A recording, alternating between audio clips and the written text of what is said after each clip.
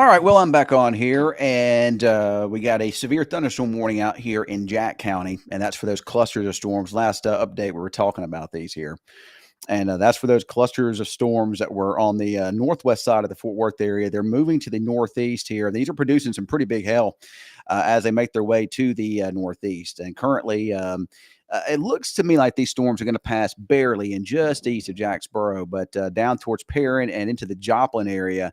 Oh, some perhaps some baseball size hail with that golf ball, baseball size hail as that makes its way northward up towards Vineyard and right along the Wise and Jack County line here, maybe near just west of Bridgeport or over towards Lake Bridgeport into the Runway Bay area as this activity lifts northward. And from there, it'll continue to lift northward along the border of Wise and Jack County and then head up into the southwest part of Montague and maybe even southeastern Clay County. So Bowie, maybe in about, say an hour, you could see maybe 45 minutes or so, you could see some decent size hail moving into your area here.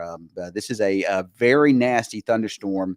It does have some strong wind gusts in it as well as it makes its way to the northeast here. Some strong winds. It does have a little bit of spin. This is a big, big, big, what we call HP supercell. And embedded within that, we do get to areas of weak and broad rotation here. But to me, this looks more like a damaging wind situation as opposed to a tornado situation. So certainly keeping an eye on that. But mostly looks like large hail and damaging winds headed up into Wise County, southeastern parts of Jack County, and then eventually up towards Alvord, Sunset, Bowie, and into the southern and eastern parts of Montague County there. So watch that one closely. Some pretty good hail with that storm as it makes its way to the northeast there. Now up to the north, we got this pink box you see here would be a confirmed tornado here. Up towards Oklahoma City. Let's switch the radar sources so we can take a look at that. But we've been watching this. It's had a little bit of spin from time to time. It's on that warm front like we were talking about. It's got a nice hook on it. And if you look there, that Hook Echo is kind of just east of I-35, just north of Pauls Valley, kind of south of Rosedale, and kind of to the west-southwest there of Byers and Stratford, Oklahoma there. That's all southeast of Oklahoma City, but a fairly populated area. It's moving kind of east-southeast, kind of in that location there. And if we kind of take a look, you don't really see the rotation with it. There was a little bit of rotation with it as it crossed I-35, but that rotation seems to have kind of faded a bit. I'm going to try to bring on here a live feed. Let me see if I can bring that in.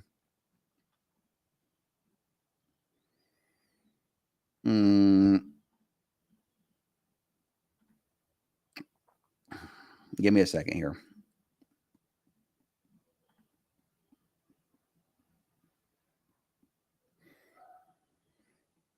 All right, here it is. Let's see if this will bring it in or not. So there's what we got. This is Eric Fox's stream here. Eric, I know Eric doesn't mind if I show it. That's why I'm showing it here. But this is Eric Fox's stream. And he is up there in the Oklahoma City area. He is southeast of Oklahoma City, and he's chasing this particular storm there. It looks like he's trying to make his way to that particular area right now. So we're watching again. This is Eric Fox. He is up there on the storm just south of Oklahoma City there. Looks like not really in too good of a position yet to really be able to see what the storm itself looks like. Or yeah, I don't know. His feed may not face the right direction. I'm not sure, but but he is in that area and he is chasing that storm up there into Oklahoma City. You can kind of see the dust kind of flowing towards the thunderstorm. That to show inflow into it.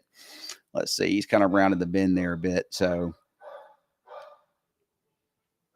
thanks. I appreciate it, Beth. Yeah, I mean, there's nothing to get excited about, nothing to get too, overboard with. You probably hear my dogs barking in the background right now. So nothing to get too overboard with here at these storms. Again, tomorrow we got the opportunity for some severe weather down our way again, and again Monday too. Monday, both days are very fuzzy. Nothing's clear cut, but at least the threat is there both days. So we'll just see how it goes. Tonight's threat is kind of up there near Oklahoma City, and then kind of over there in the eastern part of Texas. We can go back to radar now. Let's go back to radar here. This is back in the Oklahoma City, and that's that storm. They've replaced they confirmed with just a regular tornado warning there now.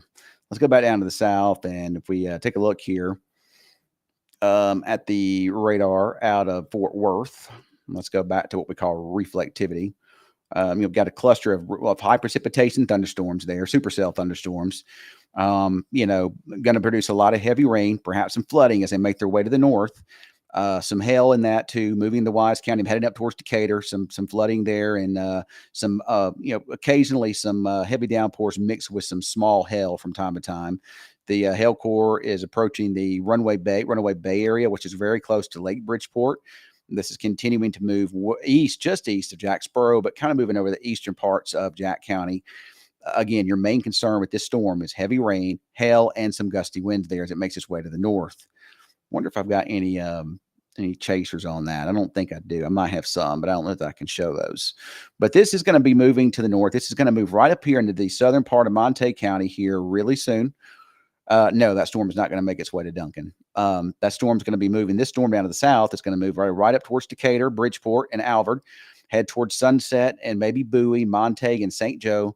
Nocona, it will be a close call. Could be in your area, but that wouldn't be until after probably 6:30 or 7 before it got up that way. But again, your main concern with this storm is hail, and some pretty big hailstones showing up there in this thunderstorm approaching Vineyard and the Runaway Bay area, Lake Bridgeport. Some pretty big hail, perhaps golf ball, baseball size hail with this as it makes its way to the north. A lot of energy out there this afternoon. There's a lot of what we call CAPE in the atmosphere, which is convective available potential energy. And whenever that's in place, these thunderstorms have a lot to work with and allows those updrafts to get really, really strong. And that is a strong thunderstorm that's capable of producing that big, big hail there as it makes its way off to the northeast into Wise County. You can see this is such a big storm. You see multiple areas of some gusty winds in here. You don't really see any spin, but again, embedded within this is going to be some strong winds, wind-driven heavy rain and hail, which it can wind up producing a lot of wind damage too. So that's something to kind of keep an eye on as it makes its way up to the northeast there, across Wise and Eastern Jack, and eventually over into Montague County there. So Montague will still be a bit before it gets to Montague, but you may actually see. And now I'm not sure, it could be some side loam contamination. Could be the hail could be causing it, but there appears to be maybe a little bit of rotation right in there, just north of Perrin, or just kind of to the southwest of the Joplin area. It would be very, very weak, but there would be maybe some very weak rotation in there. Little weak spin there on the backside of the storm there, kind of headed up towards Vineyard and the Runaway Bay area. I don't think that's a tornadic circulation, but the storm has got some what we call updraft spin in it, because it is a really strong thunderstorm. So it does have a little spin to it. And I think that's just helping to enhance the hail. Where you see that brighter yellow color, that shows those strong winds now headed right up here, right at Runaway Bay, right at Lake Bridgeport, with that heavy rain and wind-driven hail in those areas up that way. Continuing to move to the east there. And you probably hear a little girl screaming in the background. That's my little niece. Again, perhaps maybe a little weak rotation in there, kind of west-southwest of Joplin. Nothing major, but, like I say, I think you got some spin in it, but I think a lot of the spin comes as a result of just this big thunderstorm area that's just kind of rotating just a little bit there. Nothing too major, though. But I'll continue to kind of keep an eye on it as it makes its way to the northeast there. That is a cluster of nasty thunderstorms there, and it's pulling a lot of energy in. It seems like when we get these big thunderstorms in our area, most of the time they're just kind of down here into Jack and Wise and Montague County lately. This is usually where these big storms are, and they're hail producers. And with that strong wind and that storm, it's going to produce some wind-driven hail as it makes its way right at Lake Bridgeport. From there, it's moving kind of north-northeast, kind of towards Alvord, Sunset. I would think perhaps maybe into the Alvord area. You'll probably see some rain there pretty soon. The severity of the storm will increase probably by 6:15 or so, probably up into Montague County, probably 6:15, 6:30 or so before it gets up that way. And again, these are well east of Jacksboro. We can go up into more of Texoma. Very, very muggy outside. It is hot and it is humid out there. You can see the dry line. There's your dry line back there, and there's no storms forming along the dry line. which is, yeah, typically speaking, you expect storms along the dry line here. It's where you expect to see them, but you got to have some things along the dry line to help them get going, and you just don't. And that's what's playing havoc with their forecast for tomorrow and Monday. Atmosphere has a very high potential to produce significant severe weather, but a lot of our computer models really don't break out a lot of thunderstorms. Some of them do, some of them don't. So it's really difficult to really be able to nail something down. We do know that tomorrow at least has potential to be pretty significant if the storms can indeed form. But speaking of the storms, this is right now. That is a really really gnarly thunderstorm with some major hail coming out of it. There, of course, this is the radar site, and it's shooting way up top, way up high in the thunderstorm. I keep changing pixelations there. There's a lot about this little radar software I'm using here that I don't understand. So.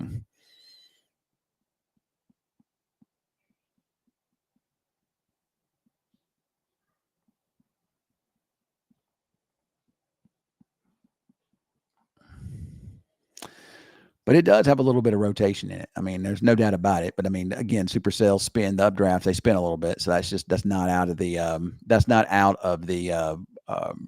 nothing out of the ordinary for that.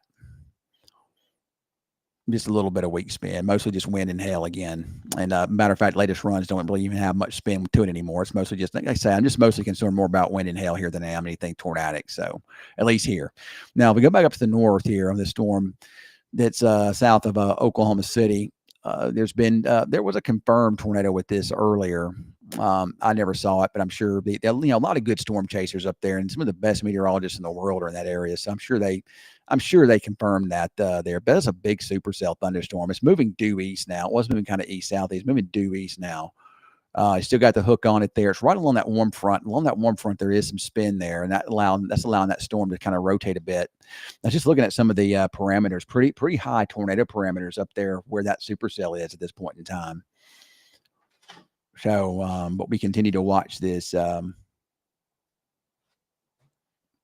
We continue to watch this cell pretty closely here as it makes its way to the east here. So we'll continue to keep an eye on that. That's again, that's up there closer to the Oklahoma City area, kind of out of my area. But we got friends that live up there. We got family that live up there. So we try to at least update it a bit there. But you do got some spin there, kind of south, west of Byers and east of Pauls Valley and those areas. So,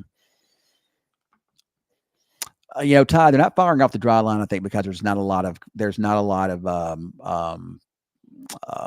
what we call forcing along the dry line. There is some convergence, and I would think that would be enough with all this instability and lack of a stronger cap. I really don't see why they wouldn't form, but you've got some little what we call shortwave disturbances that keep on pushing through, and there could be some subsidence on the backside, so that could be a reason. There's lots of different things, but I think as a meteorologist anyway, and as a lot of people that follow weather, I think we're pretty confident that at least something will develop tomorrow somewhere. I don't know if it'll be on the dry line or just off of it, but there'll be something. And Monday, a lot of our weather information, I think, is too far east of the dry line. I think the dry line will be further west than what a lot of the models are showing here. So, and Monday would be another high potential there if we get storms. But, again, rural parts of Jack County over into Wise County, Lake Bridgeport, heavy rain, hail, and this will in time head up towards Montague County. All right. Well, I will be watching these storms, and if anything changes, I'll do another update as needed. I'm going to get a quick shower, and I will see y'all a little bit later on.